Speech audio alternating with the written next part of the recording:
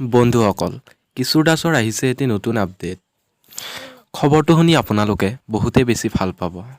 আপোনালোকক জনাব বিচাৰোঁ যে কিশোৰ দাস বৰ্তমান মুম্বাইস্থিত অসম ভ্ৰমণত আছে। তেওঁৰ প্ৰথমটো কেমোথেৰাপি সুকলমে হয়। তেওঁ মুম্বাই পিনচালিখান হস্পিটালৰ পৰা যোৱা 28 মাৰ্চ তাৰিখে ডিছচাৰ্জ হয়। এই মাহ অৰ্থাৎ এপ্ৰিল মাহত তেওঁ দ্বিতীয়টো কেমোথেৰাপি ল'ব।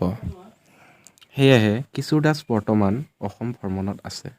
বৰ্তমান মুম্বাইস্থিত অসম ভ্ৰমণত কৰ্মৰত সকলো লোকে কিশোৰ দাসক যথেষ্ট পৰিমাণে সহায় কৰিছে। সেয়েহে কিশোৰ দাসেও সকলো লোককে ধন্যবাদ জ্ঞাপন কৰিছে। সমূহ অসমবাসী ৰাইজৰ পৰা অতি সোনকালে সুস্থ হৈ উঠিবলৈ কিশোৰ দাসে আশীৰ্বাদ বিচাৰিছে। বন্ধু বান্ধৱীসকল, এইটোৱে আছিল কিশোৰ দাসৰ নতুন আপডেট। আশা কৰোঁ আপোনালোকে আপডেটটো শুনি ভাল পালে। ভিডিঅ'টো চাই যদি ভাল পালে লাইক, শ্বেয়াৰ, কমেণ্ট কৰিব। আৰু নতুন হ'লে চেনেলটো ছাবস্ক্ৰাইব কৰিবলৈ একেবাৰে নাপাহৰিব। বন্ধু বান্ধৱীসকল, পুনৰ এটি নতুন ভিডিঅ'ত লগ পোৱাৰ প্ৰতিশ্ৰুতিৰে আজিলৈ এৰিলোঁ, বাই।